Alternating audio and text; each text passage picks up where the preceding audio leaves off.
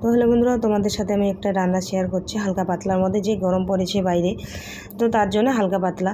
এখানে আমি মাছ ভাজা তেলের মধ্যে একটু জিরে দিলাম, গোটা জিরে, পেঁয়াজ কাঁচা লঙ্কা দিয়ে তারপরে আলু ঝিঙে কোয়াশ দিয়ে দিচ্ছি। তো এখানে আমি কোনো মশলা বেশি ইউজ করব না, যেহেতু বাইরে গরম। আর আমি অনেক দিন থেকে ভিডিও দিই না, তাই মনে হলো না ভিডিও এখন ছাড়বো। তো দেখো এখানে আমি হলুদ, লবণ আর জিরে গুঁড়ো একটু দিলাম, হালকা জিরে গুঁড়ো দিয়েছি, কারণ একটা হচ্ছে ঝিঙের একটু গন্ধ থাকে, তার জন্য আমি দিয়ে দিচ্ছি এখানে জিরে গুঁড়ো। তো এখন ভেজে নেব। আমি এখানে বেশি তেল ইউজ করিনি, তো একটু পেঁয়াজ বাটা দিলাম। পেঁয়াজ বাটাটা দেওয়ার এটাই কারণ যে একটু আর কি ঝোলটা একটু গাঢ় হবে, আর কি ঘন হবে, তার জন্য। দেখো আমি তেল দিইনি, তার কারণে কিন্তু এখানে কড়াইয়ের মধ্যে লেগে গেছে।